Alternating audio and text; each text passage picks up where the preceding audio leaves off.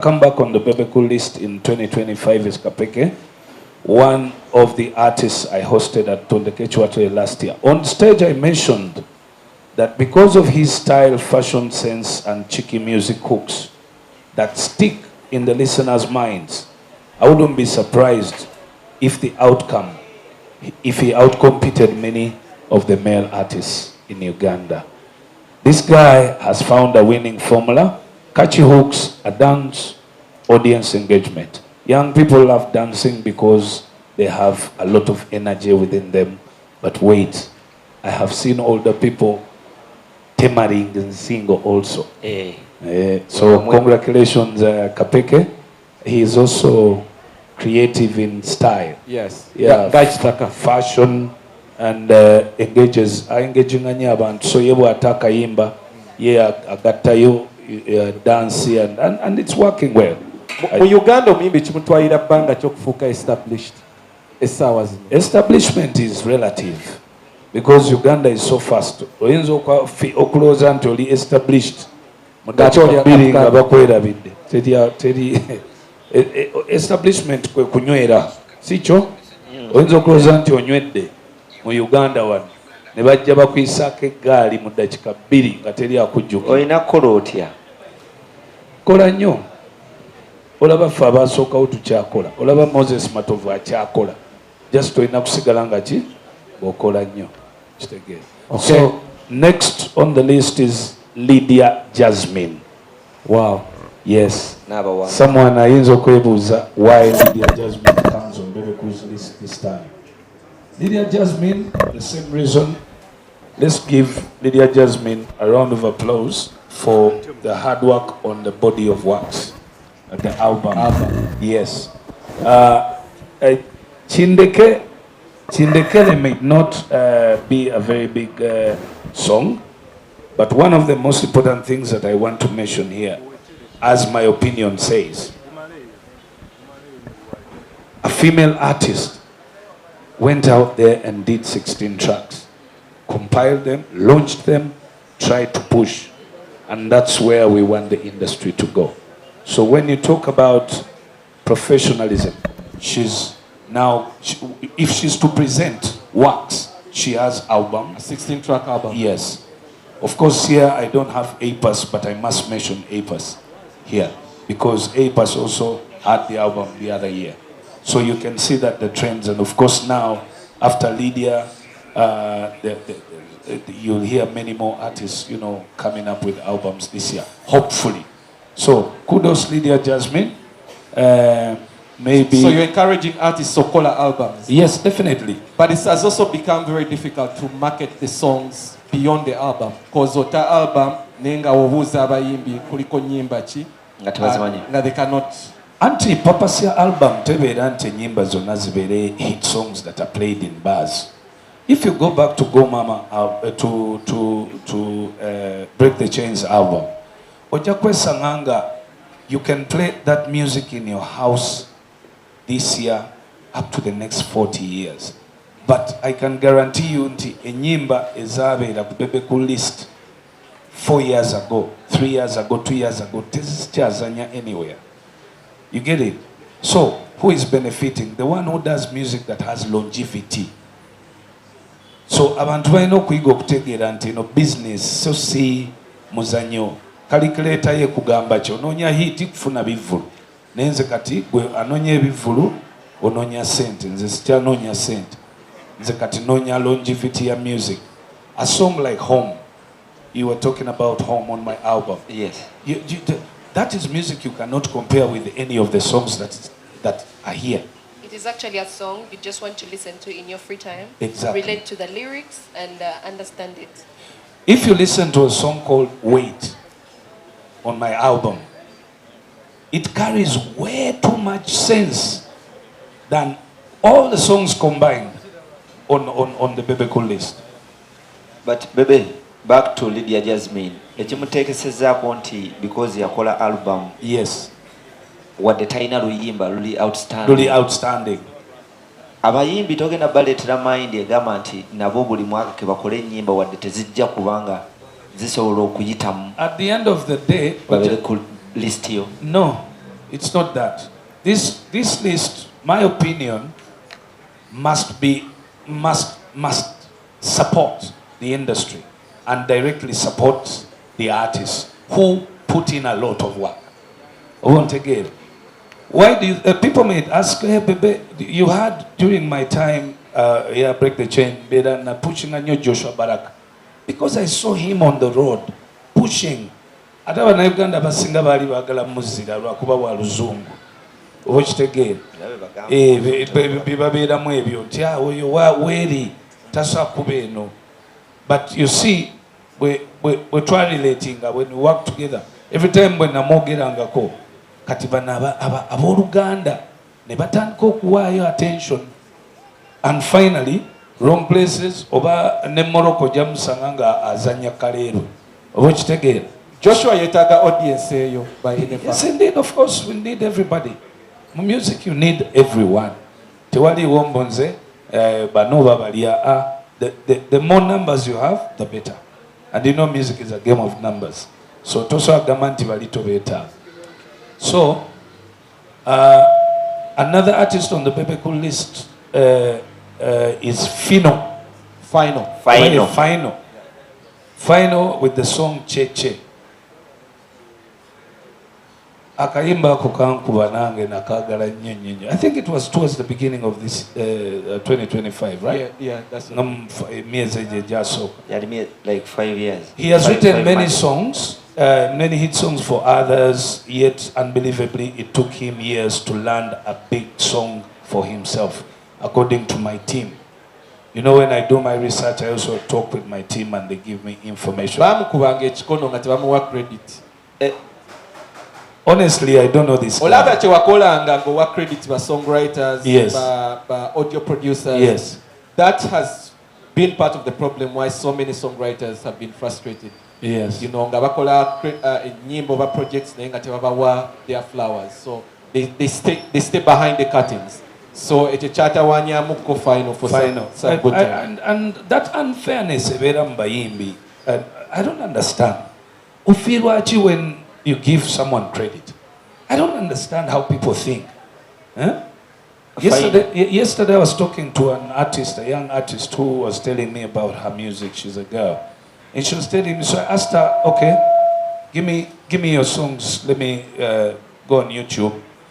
And then she's like, my YouTube was deleted. I'm like, what do you mean was deleted? By my manager. Because how do you do that?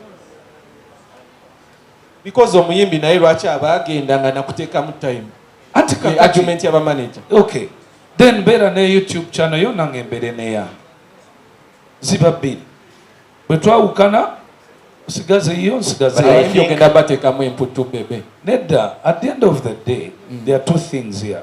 You must look at n'omuyimbi musaasire ne manager musaasire naye n'omuyimbi musaasire kati obadde omupushinga kati osangudde YouTube channel kati really, what's going on here? Oba baavu just. Why? Anyway, he has written, Final had written many hit songs for others, yet unbelievably it took him years to land a big song for himself, according to my team. I honestly don't know this guy, but I enjoyed Cheche. Some people just need...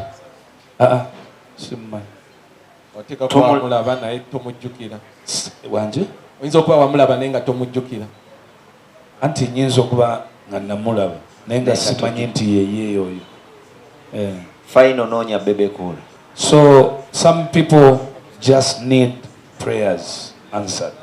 So those are Final bamusabire because he has good art. To me that was a very special, art.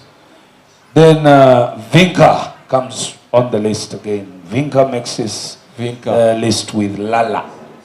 Lala, I accepted, yes. I think Vinka should musubira okukola more, but tekigaana bwabanga biikamu ne yeyagala. Osuubira Vinka alina okuba mu mwaka nga at least alinamu ennyimba bbiri. Yeah, she's a new artist on the block. She's not 15, 20 years. So bw'oba okyalimu 5-10 years. Obeera new. Bebe omuyimbi okubeera within 5 years aba akyali mupya nnyo. I mean, you're competing with people of 25, 30 years in the industry. 35 years, oba okyali mpya. 25, 35 years in the industry. Twogera ku Bebe Cool, Chameleon and Bobby Wine. Moses Matovu. The band artists as well. We have the likes of Misa Tsemakula, Geoffrey Lutaya. So that means you're competing with people that have more experience, and you can easily and by the way, different genres. Yes. But make no mistake, what we are going through now, Chibera, it's just a choice. Ntiokera kumacha nogamba sili ku pressure, so no need to look for a hit song. That's the truth. Naye bontuma nongamba encha Bebe kuba endongo. So mubufunze bakyalina okukola ennyo. Ekitegeeza wali okola break the chains, wali tolowooza sali focused ku hit, nali focused to body of works esobola okubeera wali bwe bateeka wali ya Burna Boy, bwe bateeka wali ya Wiz, nga neyange basogiteekawo. And I achieved it.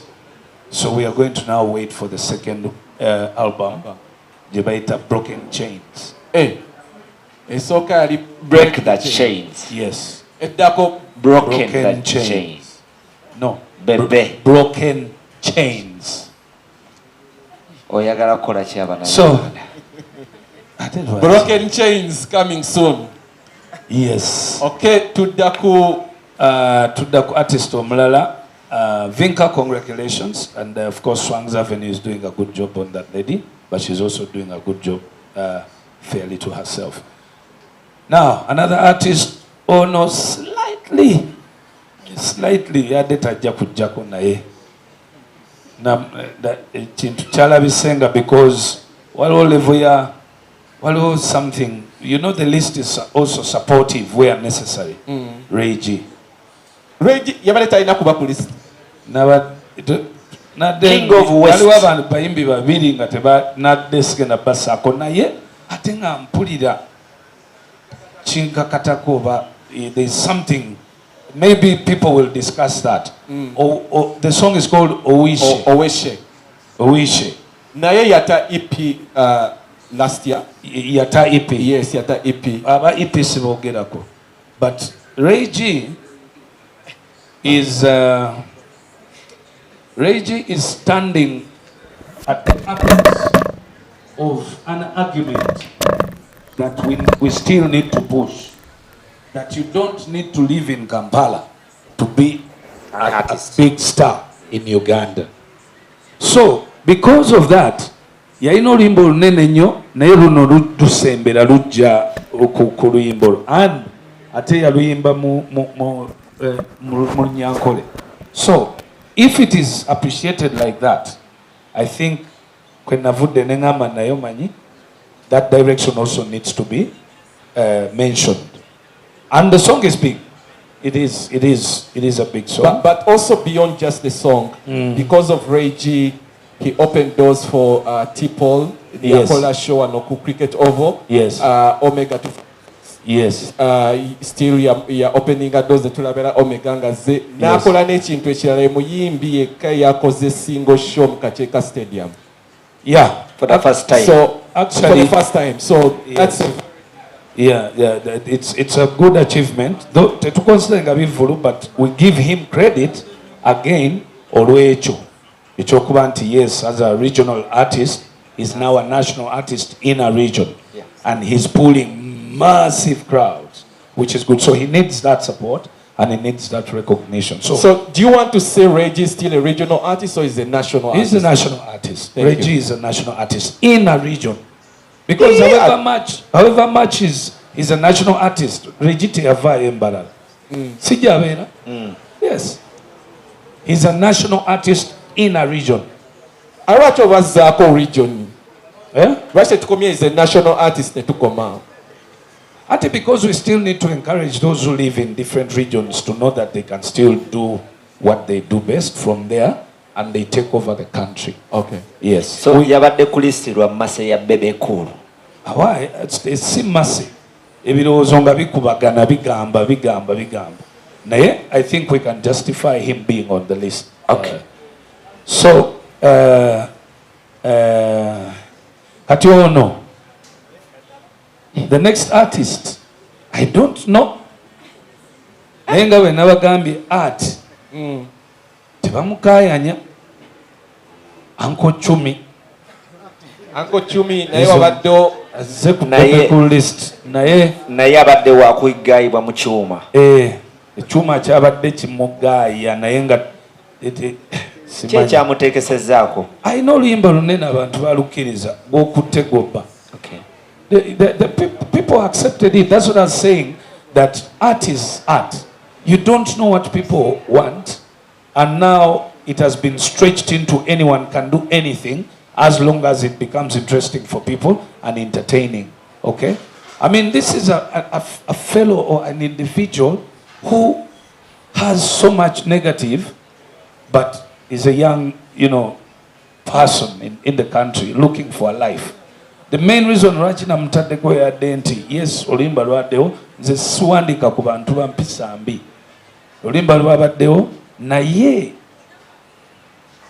osokudde ebbali n'ogaa naye owaayi omuntu ono alwanye n'obulamu in one way or another, you understand, n'amala era n'afunayo akayimba akamutambuza n'avaayo eri ewabi n'asemberako eno kumpi agenda nemulaba naye azoganya abantu ku intaneti oyo awo tugambe nti sympathy vote we yagidde oluyimba lwerwe lwamulesa.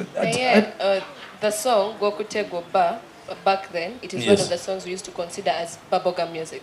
Yeah, such songs are the songs. Why is it on the list? And yet back then we knew Bebe cool for getting quality music. You only put quality music on the list. But now we are seeing a song that people would take as bubblegum music onto your list. The list does not specifically recognize sense music only. It does recognize songs that are accepted by people. That means we can have bubblegum music as long as people accept it. You see, music is meant to, it's food for soul. So if it does entertain people and people like it, that's the purpose why a song was done. So, and most especially, you just kwesanga enyimba ezogera sense ennyo abantu tebazagala. Lwasa zibabuulirira nnyo abantu tebagala babuulirira too much sometimes. Tubaba n'ebizibu biki. So you can give a good example of my album. The songs are so good, they speak too much sense and everything. But people will listen to it when they are in a certain mood. Nebe baba koye, bagenze ko mupia one, bagala bino. Be balancing a life. So you can't beat the list tesula ko jawo fact. I try so much not to be biased. Oh, what the PL on TV.